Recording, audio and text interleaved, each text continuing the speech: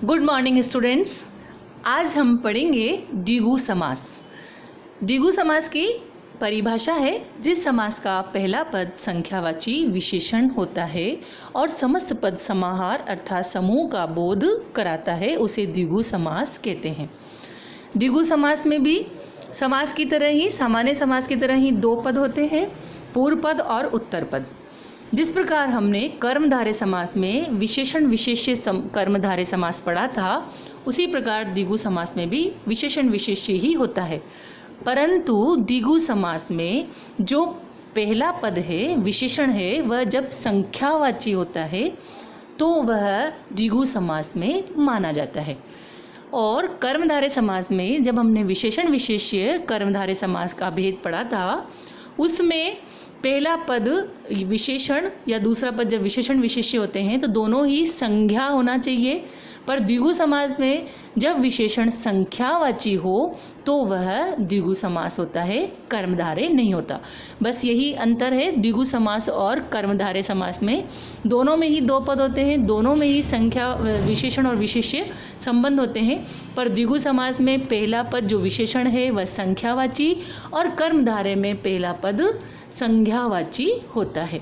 इतना ही अंतर है। इसके उदाहरण देखेंगे हम। यहाँ उदाहरण है लिखे हुए हैं, देखिए। समस्त पद चौराहा दे रखा है। पहला उदाहरण, चौराहा चार राहों का समूह, इसका समास विग्रह है। इसमें पहला पद है चौ यानी कि चार, जो कि संख्यावाची है इसलिए, और दूसरा समूह का बोध कराता है। यहाँ पर जहाँ पर चार रास्ते मिलते हैं उस स्थान को, उस केंद्र को हम कहते हैं चौराहा। तो पहला पद संख्यावाची है, समूह का बोध करा रहा है, इसलिए ये समास होगा द्विगु समास।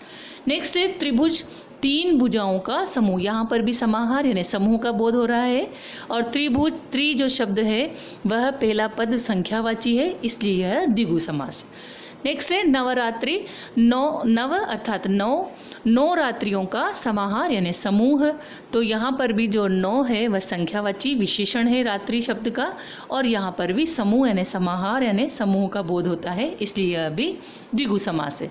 नेक्स्ट है त्रिवेणी, तीन वेणियों यानी नदियों का समाहार। जहाँ पर तीन नदियाँ एक साथ मिलती है उसे त्रिवेणी स्थान कहा जाता है। पहला पद संख्यावाची, दूसरा पद जो वेणी है उसका विशेषण है त्रि, और फिर अंत में ये जो समाहार या समूह का बोध कराता है, इसलिए हम इसे कहेंगे द्विगु समास। नेक्स्ट है सप्तऋषि। सप्तऋषि में भी 7 ऋषियों का समूह। जो सप्तऋषि शब्द है, पहला पद है सप्त जो कि संख्यावाची है, और जो ऋषि है वह उसका ऋषि का विशेषण है सप्त, और यह समाहार या समूह का बोध कराता है, तो हम इसे भी कहेंगे द्विगु समास। नेक्स्ट है दोपहर। हमारे 24 घंटे 24 आवर्स को 8 पहरों में बांटा गया है। तो दोपहर का समय, दो पहरों का जब समाहार यानी समूह होता है उसे भी कहते हैं हम दोपहर। तो दो संख्यावाची और पहरों का समाहार यानी समूह, उसे कहेंगे हम, समूह का बोध कराने के कारण द्विगु समास होगा। द्विगु समास बहुत ही सरल है। द्विगु समास और कर्मधारय समास में फिर बता रही हूँ मैं, एक ही अंतर है।